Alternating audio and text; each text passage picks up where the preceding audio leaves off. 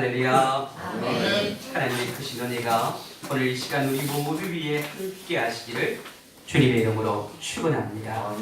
우리 앞두로 사우로 주의 이름으로 환영합니다. 축복합니다. 우리 인사 나누겠습니다. 주의 이름으로 환영합니다. 이런 말이 있습니다. 10대는 철이 없고 20대는 답이 없고 30대는 집이 없고 40대는 돈이 없고 50대는 일이 없고 60대는 낙이 없고 70대는 이가 없고 80대는 배우자가 없고 90대는 시간이 없다고 합니다. 그렇다면 100살이 넘으면 무엇이 없을까요? 100살이 넘으면 무엇이 없을까요? 다 필요 없다는 겁니다. 우리가 살아가면서 사람들이 필요로 하는 그 모든 것들이 100살쯤 되면 다 필요 없다는 거죠. 하루하루 그냥 사는 것에 만족한다는 거예요. 그렇다면 요즘 그리스도인들에게 없는 것이 있다면 무엇일까요? 요즘 교회를 다니고 신앙생활을 하는데 신앙생활을 하는 그리스도인들에게 없는 것이 있는데 그것이 무엇이냐? 바로 하나님에 대한 믿음과 충성이 없는 것 같아요. 오늘 말씀을 통해 주님을 향한 믿음을 회복하시고 주님과 주님의 교회를 위해 충성할 수 있는 우리 모두가 될 수 있기를 기도합니다. 오늘 본문은 스무나 교회를 향한 주님의 말씀입니다. 지난주에 말씀드린 에베소 교회를 향한 주님의 말씀의 핵심이 사랑이라고 한다면 오늘 스무나 교회를 향한 주님의 말씀의 핵심은 고난입니다. 고난. 우리가 이 세상을 살아갈 때에 우리를 고통스럽게 하고 힘들게 하는 것 중에 하나가 있다면 바로 고난입니다. 구절을 보면 당시 스무나 교회의 성도들이 고난을 당하고 있었다는 것을 알 수 있습니다. 그래서 예수님께서 스무나 교회 성도들을 향해 내가 내 한란과 궁핍을 알거니와 실상은 내가 부유한 자니라 자칭 유대인이라 하는 자들의 비방도 알거니와 실상은 유대인이 아니요 사단의 해당이라고 말씀합니다. 이 유대인들이 비방하는 것이 사단의 해당이라는 그 말의 의미는 사단의 무리다 이렇게 말씀합니다. 당시 스무나 교회 성도들은 세 가지의 고난을 받고 있었습니다. 첫 번째는 핍박을 받았습니다. 스무나 교회 성도들은 로마 황제를 신으로 숭배하기를 거부합니다. 그래서요 이 일 때문에 큰 박해를 받았습니다. 두 번째는 궁핍 즉 가난이 있다는 겁니다. 이들은 신앙생활을 하고 믿음을 생활을 하는데 너무너무 가난한 거예요.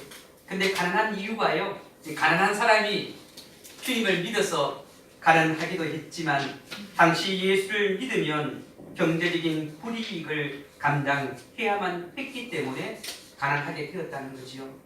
당시에요 장사하는 사람들은 이제 조합이란 길드라는 그 조합에 가입을 해야 되고 그 조합에 가입해야만이 장사를 할 수 있었다는 거지요. 근데 이 조합에서는요 우상을 섬기는 거예요. 정기적으로 모여서 우상을 섬기고 또 우상에 섬겼던 그 재물들을 먹으면서 즐겼다는 거죠. 근데 예수 믿는 사람들 가운데 장사한 사람들은요 그 모임에 함께 할 수 없었다는 거예요. 왜? 우상을 섬길 수 없으니까. 그래서요 가난을 선택한 거예요. 그러니까 궁핍하게 되었다는 거지요. 그들은 믿음을 포기할 수 없었습니다. 도리어 가난을 선택할지라도 우상을 섬길 수 없었다는 거예요. 세 번째로 이들은 유대인들의 비방을 받았습니다. 이 유대인들은 당시에 예수 믿는 사람들을 어떻게 하면 무너뜨릴까? 어떻게 하면 파괴시킬 수 있을까? 거기에 전력을 했다는 거예요. 그래서 스무나 지역에 있는 사람들에게 좋지 않는 소문을 내는 거예요. 예수 믿는 사람들에 대해서 비방하는 그런 말들을 하고 또 나쁜 악의적인 그런 소문들을 내게 됩니다. 그래서 스무나 지역에 있는 사람들이요 이 유대인들 때문에 예수 믿는 사람들에 대해서 좋지 않게 생각합니다.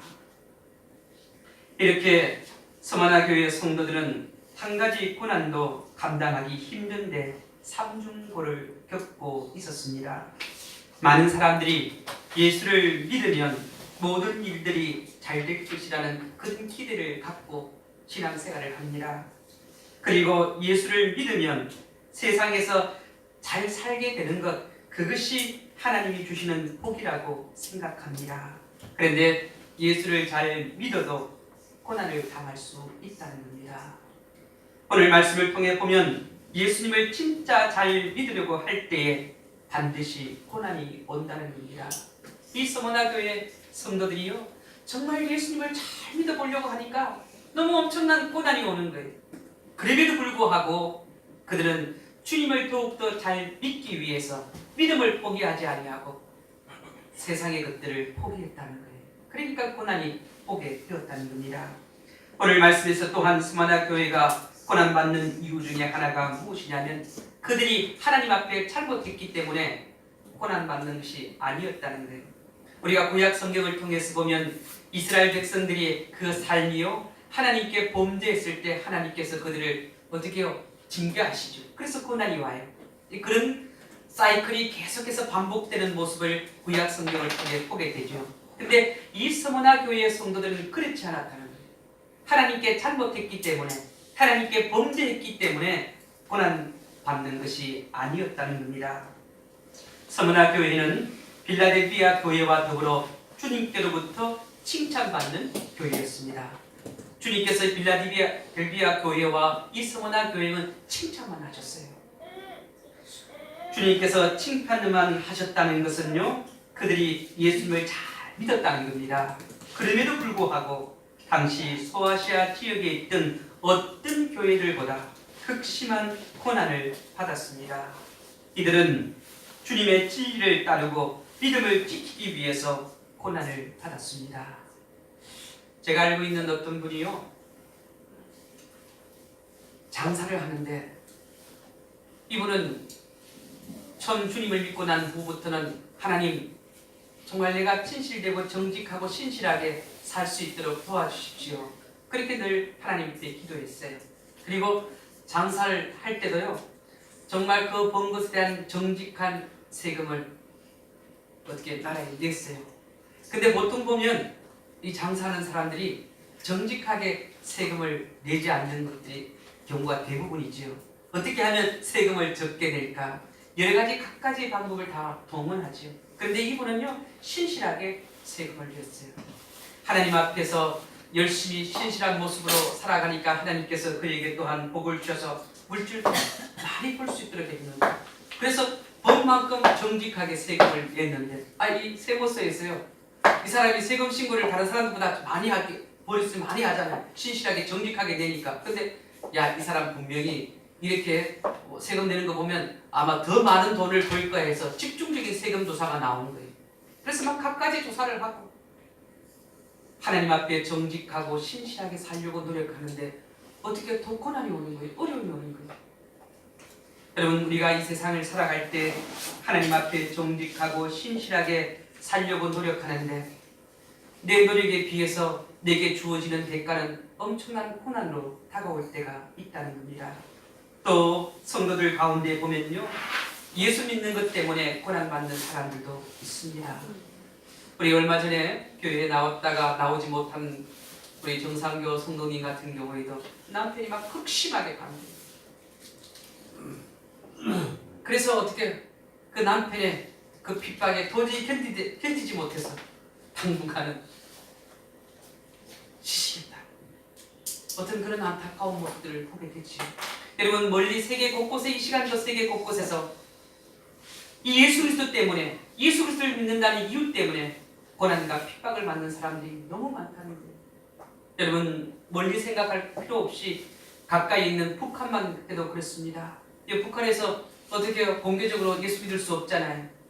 그런데 지하교회에서 또 암암리에 하나님께 예배드리고 또 하나님을 온전히 믿으려고 힘쓰고 노력하는 사람들이 있다는 거죠. 제가 15년 전에 서울에 있을 때 청년들과 함께 담독이라는 곳에 간 적이 있습니다. 그 건너면 압록강이죠. 압록강 철교가 있고, 그리고 그 담독을 가게 되면요, 그 배를 타고 북한 지역까지 거의 접근해서 가볼 수 있죠. 근데 그 단동에 있는 우리 선교사님 가운데 한 분이 그런 이야기를 해요. 목사님, 많은 사람들에게 우리가 성경 말씀을 전합니다. 성경을 준다는 거죠. 근데 그들이 성경을 받아가요. 근데 여러분, 이 성경을 갖고 북한 땅으로 다시 단독으로 나와서 일하는 사람들이 있죠. 아침에 나와서 저녁에 퇴근하는 사람도 있고, 또 뭐 여러 가지 장사를 하기 위해서 북한에서 그 압록강 철교를 통해서 단독으로 온 사람들이 있죠. 근데 그 사람들이 가운데 일부의 사람들이 예수를 믿는 사람들이 있어요. 그 선교사님들이 그들에게 필요한 것이 무엇이냐고 물으면 성경책이 필요하다고 그렇게 해요. 왜 그러냐면 뭐 성경책을 빼앗겠다든지 분실해서 뭐 성경이 잘 없다는 거죠. 사람들에게 성경을 읽고 싶어도 성경이 없어서 못 읽는 거예요. 그래서 성경을 받아간다는 거죠. 여러 곳에 숨겨가다가 발각이 되어서 감옥을 가는 사람도 있고, 예전에는 공개적으로 체험당하는 모습도 아마 한국 텔레비전에 보여준 적이 있을 겁니다. 이 믿음 때문에 생명을 걸고 예수를 믿는 사람들이 있다는 거지요. 우리는 얼마나 좋은 여건과 환경 속에 살아갑니까? 우리가 예수 믿는다는 그 이유 때문에 국가가, 국민이 우리에게 핍박을 가하는 그런 시대에 우리는 살고 있지 않지요. 그런데 그런 어려움과 고난 가운데 살고 있는 또 사람들을 우리가 볼 수 있다는 겁니다. 우리가 마태복음 10장 34절부터 36절을 보게 되면 예수님께서 이런 말씀을 하십니다. 내가 세상에 화평을 주러 온 줄로 생각하지 말라. 화평이 아니요 검을 주러 왔노라. 내가 온 것은 사람이 그 아버지와 딸이 어머니와 며느리가 시어머니와 불화하게 하려 함이니 사람의 원수가 자기 집 식구라고 그렇게 말씀합니다. 여러분, 요즘은 그래도 덜하지만 지금부터 3, 40년 전, 50년 전에 보면요, 이 예수 믿는 것 때문에 가정의 불화가 얼마나 많이 일어나는지 모릅니다. 시어머니가 며느리를 핍박하고 남편이 아내를 핍박하고, 정말 그 예수 믿는 사람 때문에 심지어는 순교까지 하는 그런 사람들도 있었다는 겁니다. 그런데 어떤 예수 믿는다는 이유 때문에 그런 고난도 오지만 경제적으로도 우리가 고난을 겪을 때가 있다는 겁니다.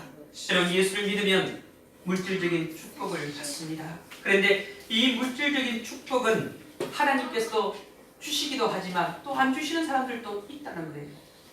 우리가 예수를 믿으면 당연하게 축복을, 물질적인 축복을 받아야 된다는 그런 생각, 이건 잘못된 생각이에요. 여러분, 물질의 복은 하나님의 주권에 있는 거예요. 그분이 주시는 거예요. 우리가 어떻게 해요? 막 때를 써서 주어지는 것이 아니라는 거예요.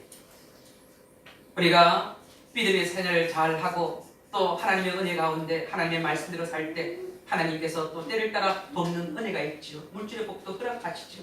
그런데 모두에게 다 그렇게 하나님께서 주시지 않는다는 거예요. 왜?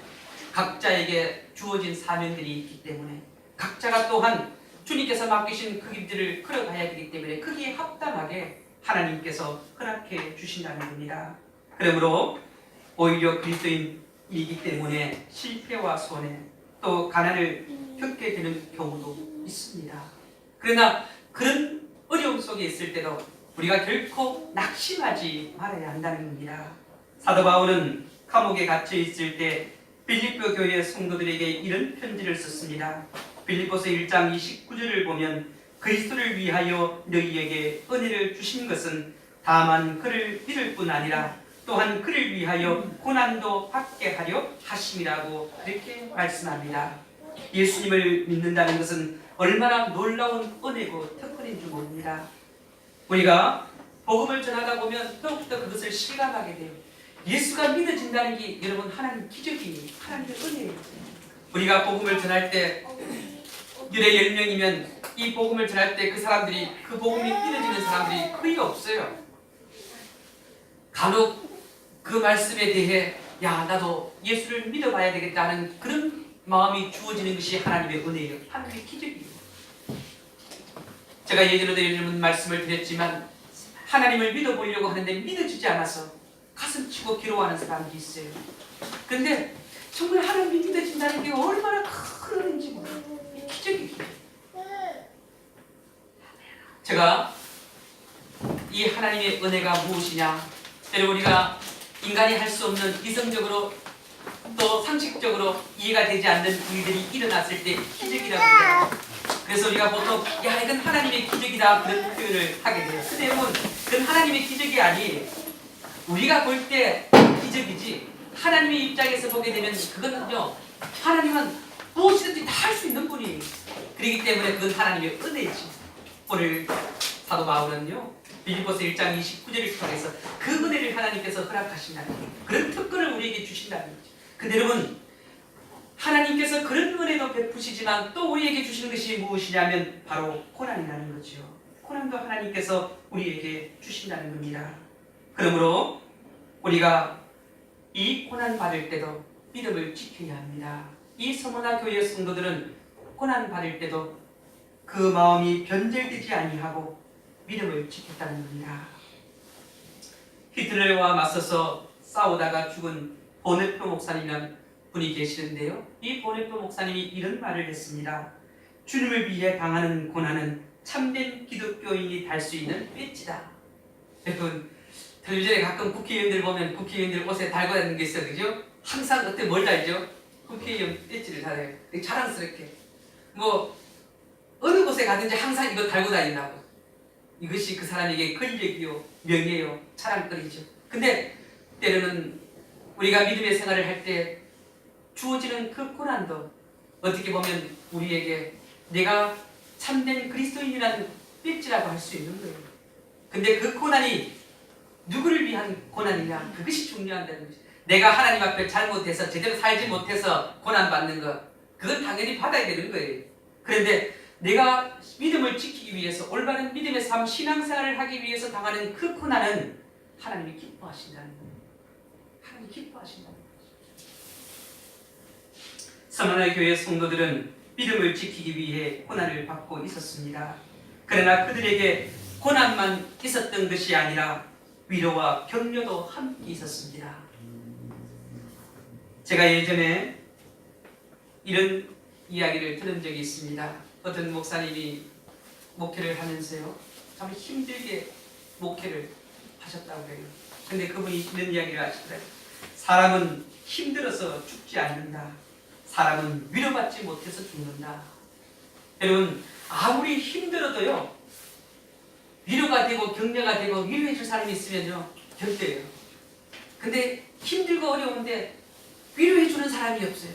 격려해 주는 사람이 없으면 어떻게? 나 혼자다 막 느껴지면 스스로 절망하는 거죠. 그래서 극단적인 행동도 하게 된다는 겁니다. 여러분 고난을 이길 수 있는 그 힘 가운데 하나가 무엇이냐면 위로예요. 위로, 격려예요. 그런데 주님께서 우리를 위로해 주시는 거예요. 주님께서 우리에게 격려해 주시는 거예요. 우리가 고난과 힘든 상황에 있을 때 너무너무 견디기 어렵고 정말 절망과 좌절 가운데 있을 때 주님이 우리를 위로해 주시는 거예요. 내가 어떻게 위로하셨나? 모든 걸 다 안다. 오늘 말씀을 통해서 보게 되면 예수님께서 너희가 환난 당하는 거 내가 안다. 네가 가난의 가운데 있는 거 내가 안다. 유대인들이 너희들을 비방해서 너희들이 고난받는 거 내가 안다고 위로해 주시는 거예요. 여러분 누군가가 힘들고 어려운 상황에 있을 때 그 친구에게 가서 내 힘든 거 안다. 그 어려운 거 안다.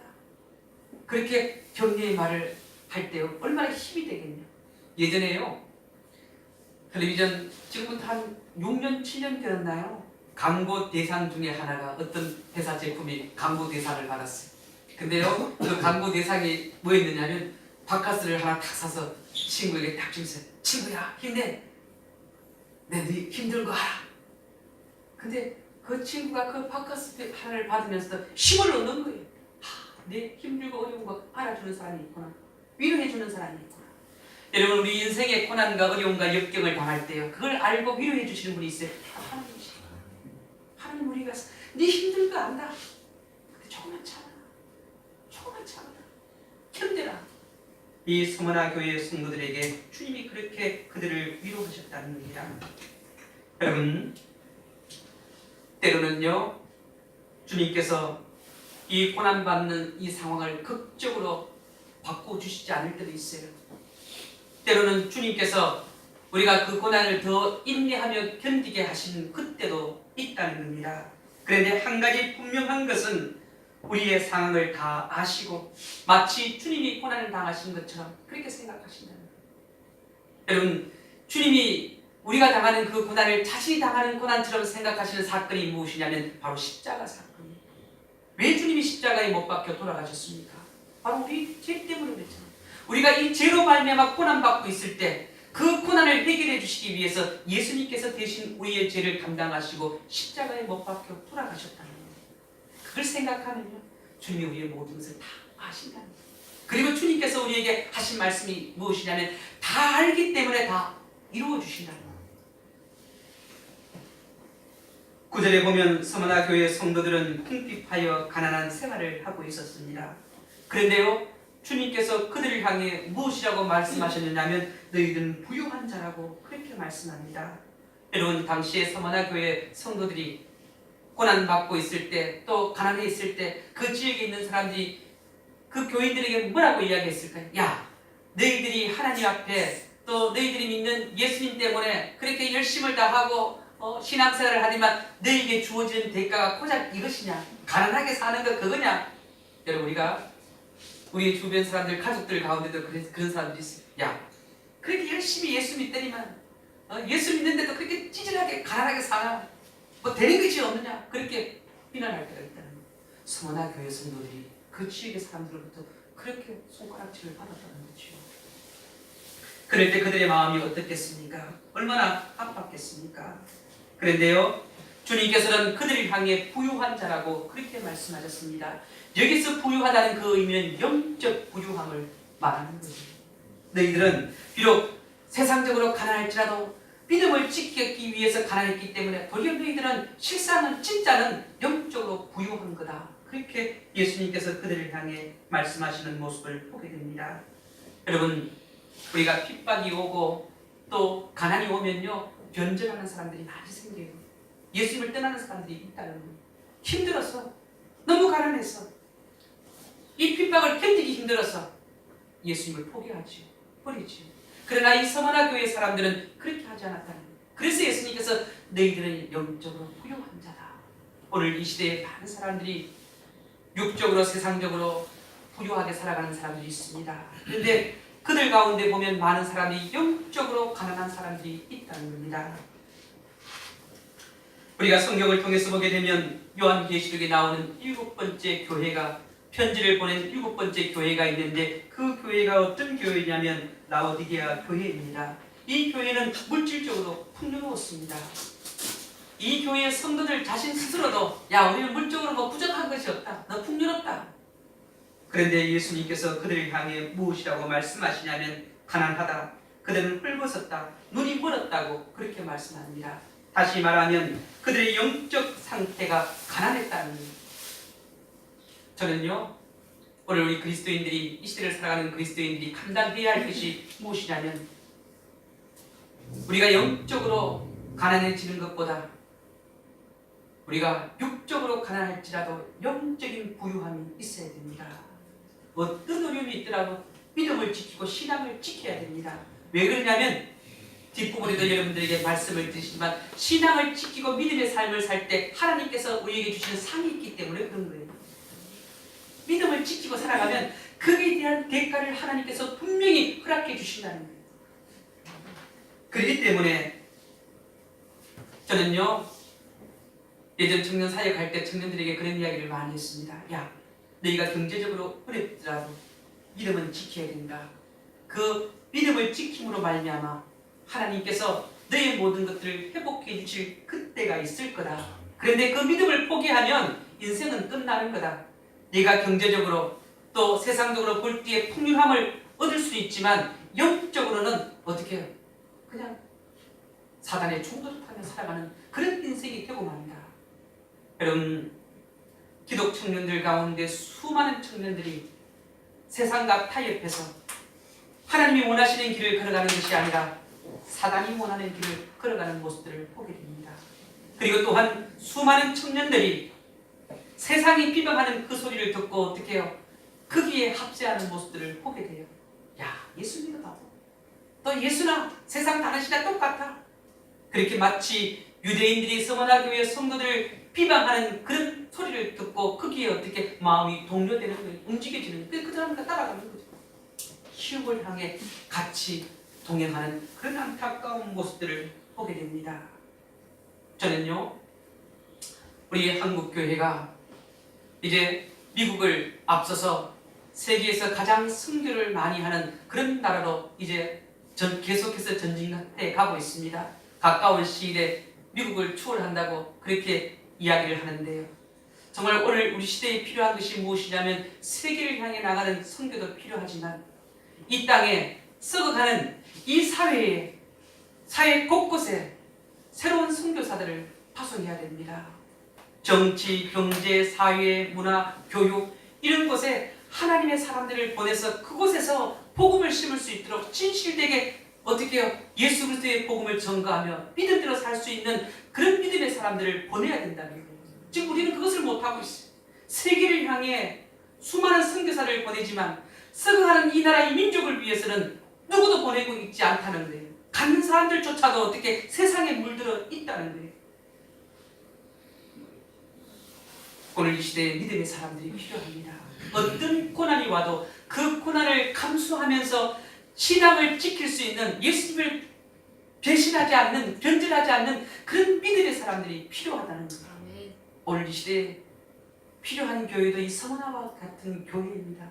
고난이 온다 할지라도 이들은 그 고난을 이깁니다. 근데 이들이 당하는 고난이요, 예수님 때문에 당하는 고난입니다. 예수님 때문에 당하는 핍박입니다. 예수님 때문에 가난한 거예요. 예수님이 아니면 얼마든지 부유해질 수 있었습니다. 예수님이 아니면 어떻게 세상에 떵떵거리고 살아갈 수 있었다는 거죠. 그런데 이 예수님 때문에 그들은 모든 것들을 다 포기하고 믿음을 선택했다는 거예요. 믿음을 선택했습니다. 저는요, 이 서머나 교회 성도들을 보면서 눈물이 날려요. 정말 어떻게 그렇게 할 수 있었을까? 오늘 이 시대를 살아가는 나의 모습을 보면서요, 나는 정말 그렇게 할 수 있을까? 하는 그런 생각을 갖게 됩니다. 저는요, 목사로 부름받은 사명자입니다. 그럼에도 불구하고 목회를 하는 가운데 어렵고 힘든 일을 만나게 되죠. 만날 때 낙심하기도 하고 또 좌절하기도 하고 절망하기도 하고 어떤 때는요, 목회의 길을, 사명의 길을 포기하고 싶은 그때도 있습니다. 그리고 어느 때는요, 정말 성도들을 버리고 도망가고 싶은 그런 때도 있습니다. 그런 생각이 들어서 하나님 앞에 부끄러워서 고개를 들지 못할 때도 있습니다. 그런데 제가 이 사명의 길을 포기할 수 없는 것은 주님이 나를 사랑하시기 때문에 그런 거예요. 여러분, 요한복음 21장 15절 16절에 보면 예수님께서 베드로에게 묻잖아요. 너가 날 사랑하느냐? 근데 여러분, 이 베드로가 어떤 상황이 되냐면 예수님을 열심히 따라다녔습니다. 정말 예수님을 위해서 자신의 모든 것을 포기하고 예수님을 따랐어요. 예수님을 따르면 장차 예수님 때문에 부와 명예를 잡을 줄 알았다는 거예요. 근데 예수님께서 아주 허망하게 로마 군병들에 의해서 잡혀서 십자가에 못 박혀 죽으신 거예요. 그들이 예수님의 12명의 제자들이 얼마나 허탈했겠느냐. 그들이 가졌던 꿈과 기대가 물고처럼 사라졌어요. 시리와 절망에 빠졌습니다. 그때 예수님께서 부활하셔서 그들 앞에 나타나셨어요. 그리고 그 요한복음 21장에 보면 이 갈릴리 출신의 7명이요, 자기 고향 갈릴리로 돌아갑니다. 그리고 갈릴리에 돌아갔지만 그 흩틀감과 그 시리 때문에 무엇을 해야 될지 몰라요. 막막해요. 그래서 디베랴 호수 있죠. 그 디베랴 호수는 갈릴리 호수와 똑같은 것이죠. 그곳에 7명이 모였어요. 야, 뭘 할까? 그런데 베드로가요, 다른 동료 제자들에게 야, 나는 고기 잡으러 가야 되겠다, 그렇게 이야기를 해요. 그때 나머지 6명도 야, 우리도 함께 가겠다 그랬어요. 3년 동안 멈췄던 그 어부 생활을 이제 디베랴 바닷가에 배를 띄우고 고기를 잡기 시작합니다. 근데 이건 밤이 새도록 그물을 던졌는데 한 마리도 못 잡았어요. 어느덧 보니까 날이 새는 거예요. 근데요, 날이 셀 때 호숫가에서 누군가 소리를 질러요. 얘들아, 고기 좀 잡았느냐? 그렇게 이야기를 했더니 이제 제자들이 아, 고기 못 잡았어요. 고기 안 잡혀요. 그랬더니 낯선 사람이 뭐라고 이야기하느냐면 그러면 배 오른편에 그물을 한번 던져봐라. 고기가 많이 잡힐 거다. 제자들은요, 밤새도록 수고했는데 그냥 큰 기대하지 아니하고 배 오른풀에 그물을 던졌습니다. 그런데요, 그물을 딱 드니까 끌어올릴 수 없을 정도로 엄청난 큰 고기들이 153마리나 잡히게 됩니다. 그때 제자들은 어떤 생각을 했으냐? 야, 3년 전에 갈릴리 호수에서 누가복음 5장에 보면 예수님께서 베드로를 처음 만났을 때 일이 생각이 나잖아요. 그때도 그렇게 고기를 잡았잖아요. 그것이 생각났을 거예요. 그때 요한이 예수님께 이야기합니다. 주님이시라. 그런데요, 베드로가 이 주님이시라는 이야기를 듣고 자기 벗었던 옷에 겉옷을 거치고 배에서 호수로 뛰어내립니다. 아마 헤엄쳐서 한 100m 정도 거리였을 거예요. 헤엄쳐 예수님께 갑니다. 그리고 예수님께서 차려놓으신 그 아침 조반을 제자들이 먹게 됩니다. 먹고 난 후에 예수님께서 베드로에게 물으시잖아요. 너가 날 사랑하느냐? 저는요, 정말 힘들고 어려울 때, 막 다 그만두고 싶을 때, 그런 마음이 생길 때 주님이 너가 날 사랑하냐고 물으시는 것 같아요. 너 날 사랑하느냐? 베드로가 대답하죠. 그러합니다. 그런데 주님이 더 잘 아시잖아요. 주님이 내가 주님을 사랑하는지 주님이 아시지 않습니까? 그렇게 고백합니다. 여러분, 신앙생활은요, 목사도 마찬가지지만 주님을 사랑하는 마음이 없으면 제대로 신앙생활을 못합니다. 왜 그러냐면 사람들 만나서 보면 행하는 모습 보면 정말 꼴사납고 정말 내가 이런 인간 때문에 내가 교회 나와 저 사람 만나려고 교회 오는가 그런 생각이 들 때가 있다는 거예요. 근데 주님 사랑하기 때문에 턱을 돌릴 수 없는 거예요. 그 사람에게 함부로 이야기할 수 없는 거예요. 사랑으로 거든. 저는요, 그런 것들을 느끼면서 제 마음속에 오는 것이 내가 주님을 사랑하기 때문에 또 주님이 날 사랑하시기 때문에 내가 성도들을 사랑해야 되고 교회를 사랑해야 됩니다. 이 사명을 포기하지 없는 이유가 그겁니다. 여러분, 우리가 고난받는 것도요, 예수님 사랑하기 때문에 고난받는 거예요. 예수님 사랑하지 못하면 그 고난 못 견딥니다. 여러분, 이 너가 날 사랑하느냐 그 말씀 속에 또 의미가 무엇이 있느냐면 나를 위해 충성할 수 있느냐는 사랑하면 충성하게 되어져 있습니다. 열심을 품을 수 있게 되는 거예요. 그래서 사랑의 정도를 측정할 수 있는 방법이 뭐냐면 얼마만큼 충성하느냐는 거예요. 예수님 사랑하면요, 사랑한 만큼 충성하게 되어져 있어요. 근데 예수님 사랑하지 못하면 충성 못해요. 왜? 사랑하지 않기 때문에. 남녀간의 사랑도 마찬가지잖아요. 누군가를 사랑하면 그 사람에게 모든 것을 쏟게 되어져 있어요. 사랑하지 않으면 쏟지 않습니다. 여러분, 고난도요, 사랑하기 때문에 견디는 거지요. 사단이요, 오늘 본문을 통해서 보게 되면 고난이 거기서 끝나는 게 아니에요. 더 예수님께서 앞으로 또 고난이 있을 거다. 너희 가운데 몇몇 사람들이 감옥에 갇히게 될 거다. 여러분, 성도들 가운데 예수 믿는다는 그 이유 때문에 감옥에 갇히고 고난받으면 사람들이 얼마나 또 동요하겠어요. 야, 이러다가 나도 갇히는 거 아니야? 이러다가 나도 죽는 거 아니야? 그런데 예수님께서 뭐라고 이야기하느냐면 그러나 10일 뒤에 오면 다시 그 고난에서 벗어날 수 있을 거다. 그렇게 말씀합니다. 그러니까 너희들이 이 고난을 견디라. 두려워하지 말고 견디라고 그렇게 말씀합니다. 그리고 뭐라고 말씀하면 죽도록 충성하라. 생명을 걸고 충성하라. 생명을 걸고 믿음을 지키라는 거예요. 근데 생명을 걸고 믿음을 지키면 내가 생명의 간을 주리라. 생명의 면류관을 주리라. 그것을 그들에게 약속하셨다는 겁니다. 여러분, 사람들은 고난을 두려워합니다. 근데요, 이 고난을 두려워하는 이유가 무엇이냐면요, 대부분 두 가지 이유 때문에 그렇습니다. 하나는 무엇이냐면 대체 그 고난이 무엇 때문에 나에게 오는지, 왜 내가 고난받아야 되는지, 그것 때문에 두려운 거예요. 왜 내가 고난받아야 됩니까? 왜 다른 사람들 많은데 왜 해필이 납니까? 그것 때문에 두려워하는 거예요.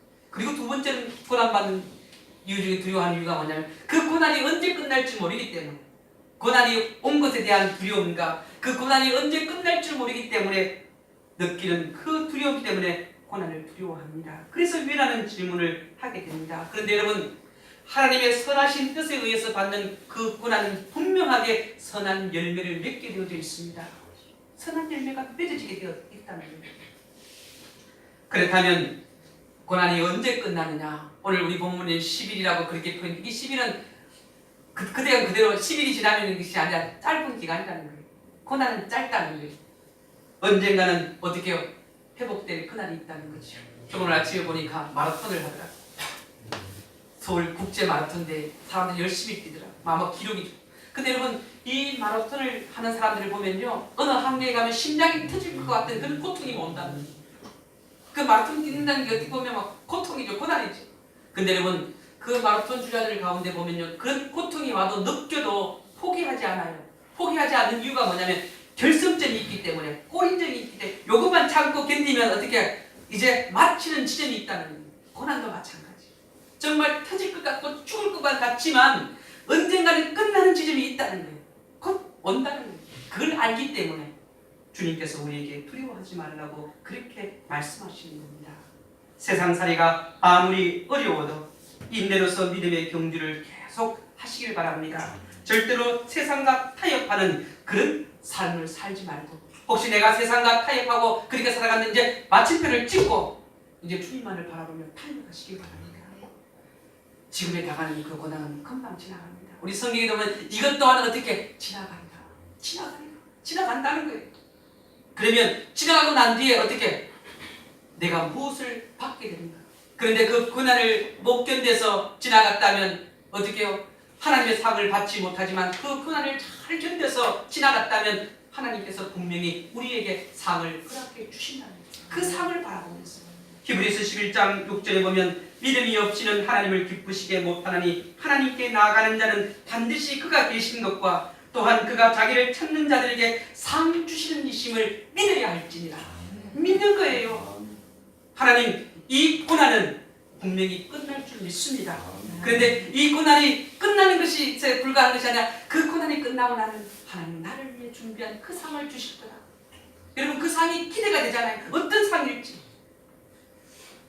사도 바울은요, 의의 멸류관의 상을 기대하는 가는데, 네가 어렵게 살았다, 나를 위해 살았다, 그 멸류관을 하나님께서 주실 줄 믿고 가는 거예요.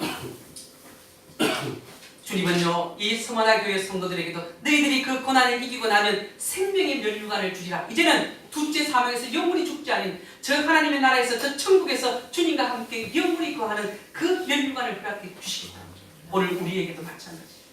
여러분, 예수 믿는 것에 대해서, 예수 믿으면서 신앙생활을 하면서 어렵고 힘든 일 올 때 여러분 그게 낙심하지 말고 잘 인내하며 견디세요. 하나님께서 이 인내하고 견딜 때 내게 어떤 상을 주실까? 어떤 분은 다시 회복해 하시는, 또 물질의 상을 하나님께서 허락하시는 분도 있고, 명예라든지 각각 우리에게 주어지는 것이 다를 수 있을 거예요. 근데 그것을 소망하면서 믿으면서 달려가시길 바랍니다. 여러분, 예수님의 제자들이 왜 순교했습니까? 순교 뒤에 하나님께서 내게 상 주실 분이심을 믿었기 때문에 그런 거예요. 우리가 예수를 왜 믿느냐고요? 하나님 내게 상을 베풀어 주실 내가 믿기 때문에 믿는 거예요. 이제는요, 고난도 두려워하지 말고 내가 더욱더 주님을 바라보면서 충성하면서 하나님께서 내게 어떤 상을 주실까? 원래 내가 주님께서 맡겨주신 그 일들을 힘들고 어려울 때라도 잘 감당하면 원래가 지나고 나면 하나님께서 내게 어떤 상을 주실까? 하나님께서 내 대에 상을 주시지 않으면 내 자녀들에게 또한 상을 주시는 거예요. 내 자녀들이요, 하나님께서 복받는 그 길을 가게 하신다는 거예요. 그것을 보면서 또 얼마나 기쁘고 즐거워. 저는요, 때로는 이런 생각도 해요. 하나님, 내게 축복하시지 않았어도 됩니다.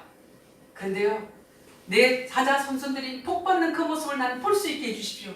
그만큼 더 행복한 일이 어디 있냐고요. 내 대해서 복받고 끝나는 것이 아니라 나는 그들을 위해서 자자손손을 위해서 기도하는데 하나님 내게 주시지 말고 내 자손들에게 주십시오. 그 모습을 보고 살아갈 수 있도록 도와주십시오.